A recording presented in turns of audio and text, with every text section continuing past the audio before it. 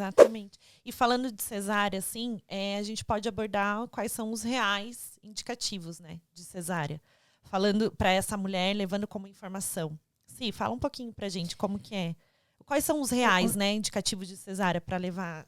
A gente tem um indicativo real, que é a placenta prévia, que é quando ela está no caminho, né, onde o bebê teria que passar, que é no colo do útero. Então, fecha esse colo do útero. Então, a mulher nem pode entrar em trabalho de parto, né, doutora Dani? Né, tem riscos de sangramento. E isso tudo vê antes, né, na eco. Com ecografia, sim, com diagnóstico exatamente. ecográfico. Mas já no começo da gestação, a placenta já é prévia ou Não. ela vira? Ou ela... Não, ela ela pode sobe. ser prévia e ela pode migrar, ela pode subir. Então, esse diagnóstico de placenta prévia total, normalmente a gente faz a partir de 28 semanas. Então, muitas vezes, lá no comecinho, a placenta está prévia, mas ela, à medida que o útero vai crescendo, ela sobe e ela deixa de ser prévia. E, às vezes, ela continua prévia. Então, é mais ou menos entre 28 e 30 semanas em diante que se firma esse diagnóstico. Se ela não migrou até lá, ela não migra mais. Entendi.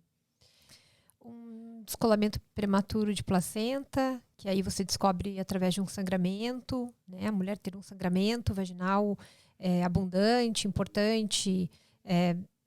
Se for prematuro, tem que correr para o hospital, né? E já ser avaliado. Então, o bebê tem que ser, né, retirado, né, rapidamente. Sim. E, doutora, O que mais, Dani? Pressão alta é indicativo de cesárea? Não, não é indicativo de cesárea, a não ser que a gente tenha tempo hábil para, por exemplo, induzir um parto. Então, existem, às vezes, situações que se tem que interromper a gestação imediatamente, mas, na grande maioria das vezes, hipertensão, a gente tem, sim, opção de parto normal, e, inclusive, o parto é a principal, a indicação, a melhor indicação, na verdade, a melhor via. É mais saudável para que essa mulher hipertensa tenha um parto normal em termos de riscos e sangramento do que uma cesariana, que é uma cirurgia que tem uma perda sanguínea muito maior. Nossa. E o cordão enrolado no pescoço é indicativo de Não. cesárea? Também não. Ó, circular de cordão. Nem uma volta, nem duas, Circular nem de três. Três, circular Tá? de cordão, tá? E o nó no cordão. Então, o nó verdadeiro de cordão, ele é um, como é que eu vou Um dizer? achado. É um achado. O nó verdadeiro de cordão, assim, normalmente ele é um achado de intraparto. Você tá? não sabe antes. Você não sabe antes. E na grande maioria das vezes a gente nem sabe o que está acontecendo. Quando a gente recebe a bebê, a gente leva um susto, né? Mas, na verdade, o nó de cordão verdadeiro, ele é deslizante. Isso, o cordão em si, né? Ele é bem gelatinoso, Não, ele é bem liso. O bebê, ele já fica se enrolando já na barriga, né? As pessoas pensam, tá com o cordão no pescoço, mas o bebê vai ficar. Porque quanto tempo ele passa ali dentro? Sim, né? mas aí o que é importante? Metade dos bebês nasce com circular de cordão, no mínimo uma. Ele tá? não é comprimido, entende? Ele pode circular o bebê ou o próprio pescoço. A criança não respira, certo? Quando está dentro da barriga, então não vai sufocar ninguém.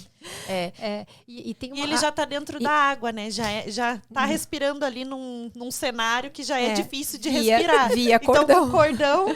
Via cordão, que ele não é comprimido. Agora eu lembrei de um outro indicativo que é muito importante, é quando o bebê está numa posição que não é nem sentado e nem de cabeça para baixo, tá? Você não sabe a posição do bebê. E se tiver um prolapso de cordão. Então, rompeu a bolsa e o cordão vem antes do bebê. Daí tem que ir para uma cesariana. Senão o bebê pode entrar em sofrimento fetal. Mas como é que acontece isso? O cordão e daí pelo colo. Porque o cordão tá ligado na placenta, que tá ligado no bebê. Como é que ele sai antes? Então, aí o que aconteceu? Daí vem a minha história, a história da minha cesárea. Da terceira filha. Da terceira filha. Só um parênteses aqui, a doutora Daniela tá com uma bebê de 7 meses. E ela tava no plantão ontem e ela tá aqui sem dormir. Então, assim, meu Deus, ela é muito guerreira, sério. Amamenta de madrugada e tudo. 3 filhas, médica, meu Deus. Loucura mesmo. Mas volta na tua história. Assim, minha filha nasceu prematura, então a história é um pouco mais longa, mas o que foi o final dela? Eu entrei em trabalho de parto. Em casa, minha bolsa já estava rompida há vários dias. E quando eu cheguei no hospital, eu estava com 4 centímetros de dilatação e não era bem a cabecinha que estava ali embaixo. Então, eles não sabiam muito bem se era a cabeça ou se era uma mão, mas enfim. Ela estava em uma posição provavelmente oblíqua. Oblíqua é quando o bebê ele tá um pouco atravessado, assim. Na diagonal. Na diagonal. E aí até aconteceu o internamento, toda essa questão. As contrações aumentaram. eu fui avaliada novamente, e daí eu já estava com 6 para 7 centímetros. Não, mas peraí, 3 dias com a bolsa rompida? Na verdade, eu fiquei 11 dias com a bolsa rompida. Mas você não sentiu... Como é que Não, era sabido. Era sabido. Na verdade... Gente, não tô acreditando. Ela é médica. Como assim? Não, Ficou não. 11 dias com a bolsa rompida? Não, na verdade, assim... Porque geralmente rompe a bolsa, as mulheres já correm pra mas maternidade. por ser prematuro... Por ser prematuro, o que acontece? Quanto mais o bebê ficar dentro da mulher, melhor. Com controle de exame. Mas se estourar a bolsa, não sai o líquido? Sai, mas na verdade não totalmente. Não totalmente. Quando a bolsa rompe e é um bebê pré-termo, prematuro, a conversa é um pouco mais complexa do que isso, mas o que é a ideia? Se faz um rastreamento de vitalidade do bebê, quantidade de líquido, a gente rastreia infecção. Uhum. Então, o que é a ideia? Se os exames mostrarem que não tem infecção, é um bebê que está bem e o líquido está dentro de uma quantidade aceitável, a gente tende a tendência de tomar uma conduta que chama de expectante. O que é a ideia? A gente quer esperar o máximo de tempo possível, porque a gente pesa sempre numa balança quais são os riscos que a bolsa rota, né, rompida, pode causar para o bebê, em termos de infecção, ou para a mãe, né, que a mãe também pode ter uma infecção, ou de outros comprometimentos intraútero dele, e o quanto que é o risco que ele tem de nascer prematuro. E quando os indicativos de segurança mostram que é seguro continuar, a tendência é a gente continuar mais dias e esperar. E aí é uma luta diária de repouso, antibiótico, hidratação, fazer exames quase que diariamente de vitalidade do bebê, que é exame de ultrassom, quantidade de líquido, cardiotocografia. A mãe faz exames também, porque ela também pode ter uma infecção grave. E aí é um dia de cada vez, no intuito de cada dia que o bebê fica dentro da barriga, são 2 dias menos de UTI neonatal. Então essa é a minha história. Eu estava 11 dias já não em casa, mas com a bolsa rompida. Por quê? Porque nossa meta era chegar até 34 semanas. Aí, normalmente, a partir de 34 semanas, não existe mais tanto benefício de deixar o bebê mais tempo dentro do útero e aí o bebê nasce. Então, existem as metas, né? A minha bolsa rompeu Guarda um pouquinho mais, né? Tá mais prontinho. A minha bolsa dentro da prematuridade, né? Dentro da prematuridade. Então, a minha bolsa rompeu com 30 semanas. E eu consegui ganhar 11 dias. 11 dias para um bebê prematuro extremo é mais de um mês que eu ganhei do UTI neonatal, entende? Nossa. Então, ao invés dela ter ficado 27 dias, que é o que ela ficou, ela teria ficado 2 meses. 2 meses, E aí fora tem todas essas questões, assim, porque aí você só aprende essas coisas do UTI quando você vira mãe do UTI, né? Não é só o peso, porque as pessoas acham que o bebê prematuro só precisa ir para a incubadora para ganhar peso.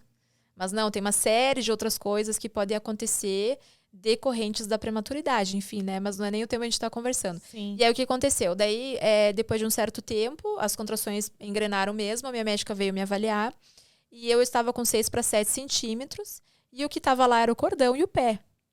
Então, o que foi a minha situação? A minha filha, por ser bem pequena, porque era prematura, ela estava numa posição um pouco oblíqua, que é um pouco atravessada, e o que a gente imagina? Provavelmente, com as contrações, ela virou mais ainda, e aí de oblíqua ela ficou atravessada, e aí ela conseguiu colocar o pé para fora. Meu Deus! E junto, eu acho que teve espaço para o cordão.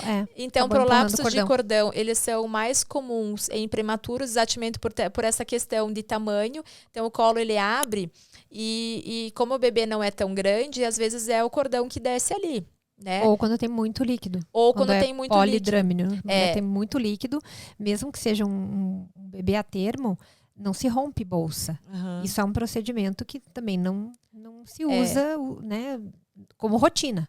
Não tem indicação, né? Vou romper bolsa para acelerar aqui. Aí, se o bebê tá alto e tem muito líquido, o cordão pode vir antes.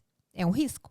Nossa. E aí isso é uma condição de emergência gravíssima, né? Porque o que acontece? Quando o cordão, ele sai, quando a gente fala sai, não é sair pela vagina, tá? É sair pelo colo, às vezes até sai pela vagina, né? Sim. Mas, enfim, quando o cordão prolapsa, ou seja, ele vem na frente, alguma coisa do bebê vai comprimir ali. Então, por exemplo, ou a cabeça vai fazer uma compressão, ou uma outra estrutura.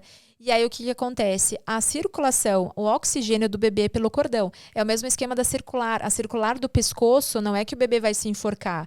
É que se o cordão ele ficar tão esticado, pode acontecer uma falha de oxigenação. E aí não tem o que fazer.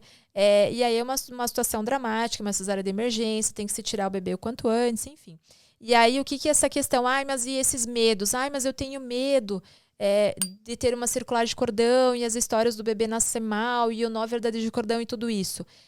Se o bebê tem alguma condição relacionada ao cordão, que pode ser uma circular ou um cordão curto, porque ele foi gerado assim, ou um nó verdadeiro de cordão, quando isso tem uma repercussão para o bebê, a gente identifica isso nos batimentos. Durante o trabalho de parto. Então, por exemplo... Você não agenda uma cesárea porque na ecografia viu que o cordão está passando perto do pescoço. Então, o que acontece? Por exemplo, eu sei que esse bebê tem 3 voltas no cordão porque a ecografista colocou isso no laudo, tá? E eu estou no trabalho de parto, escutando os batimentos do bebê durante a contração, que é quando acontece o apertamento ali, né? E ele não altera o batimento, essas 3 circulares não têm impacto na saúde do bebê, porque o batimento está normal. Agora, se de repente estou no trabalho de parto, independente de saber ou não saber o que tem, e aí durante as contrações o batimento do bebê baixa e volta, e aí tem várias avaliações técnicas que a gente faz, né? Vários diagnósticos e tem várias variáveis, né? E isso, de repente, sai de um limite de segurança, às vezes é uma circular de cordão apertada. Sim. Mas eu não tenho como saber. E aí, assim, se eu julgo que o trabalho de parto não é mais seguro, eu vou partir para uma cesariana. Às vezes não tem nada, às vezes a gente tem uma surpresa de um nó de cordão. Até que ponto foi esse nó de cordão responsável por alteração de batimento? Não sei.